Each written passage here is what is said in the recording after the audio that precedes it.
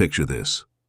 Your dog is running full speed across the living room, ears pinned back, eyes wide, and then, for absolutely no reason, stops dead in the middle of the hallway and stares at the wall. Just stares.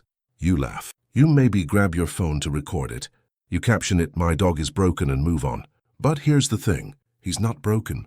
And it might not be funny at all.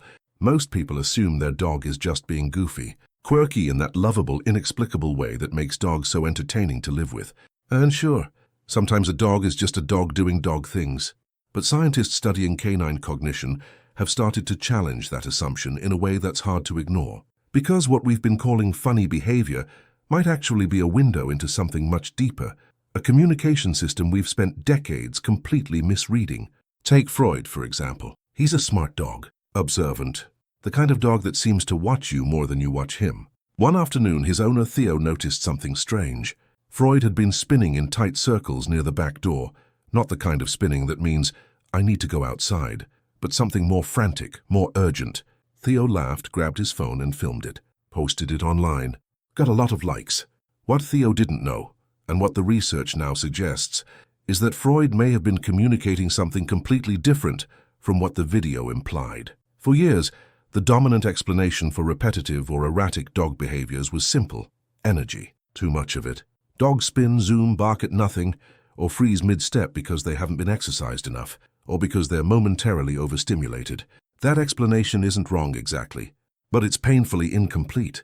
Researchers at the University of Bristol, along with teams from the London School of Veterinary Medicine, have been studying what they now call displacement behaviors in domestic dogs, a category of actions that look random or funny on the surface, but actually serve a very specific psychological function. And what they found is both surprising and a little humbling. Displacement behaviors, in the language of animal psychology, are actions an animal performs when it's caught between two competing emotional states, usually conflict and anxiety. The behavior isn't goal-directed.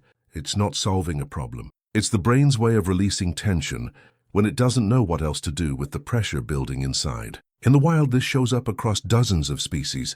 Gulls will peck at grass during territorial disputes. Chimpanzees groom themselves when socially stressed.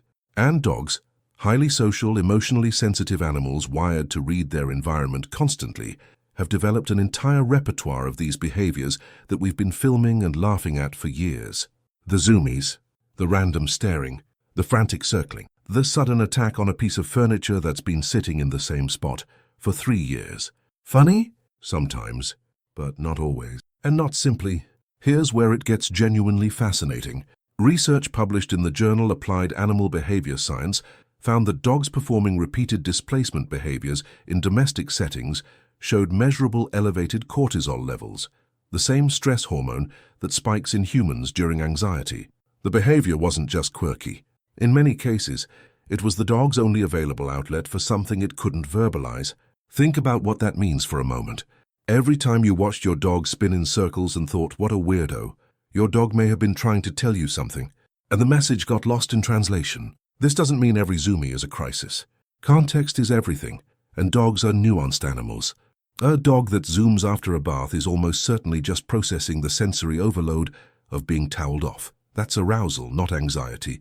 But a dog that stares at a corner every evening, or spins compulsively when left alone, or freezes in the middle of play and simply stops, that's a different story entirely. Canine behaviorists now use a framework called functional emotional analysis to distinguish between displacement behaviors that are benign and those that signal chronic stress.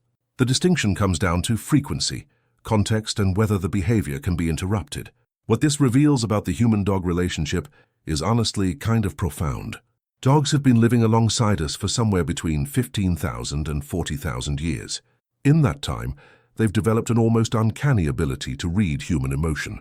Studies show they can distinguish happy from angry human faces, pick up on subtle shifts in our body language, and even synchronize their heartbeats with ours in moments of closeness. But we've been far slower to learn their language in return. We've treated their communication as entertainment. We've built entire corners of the internet around their weird behavior, without ever asking what the behavior might mean. And in doing so, we've sometimes missed a conversation our dogs were actively trying to have with us.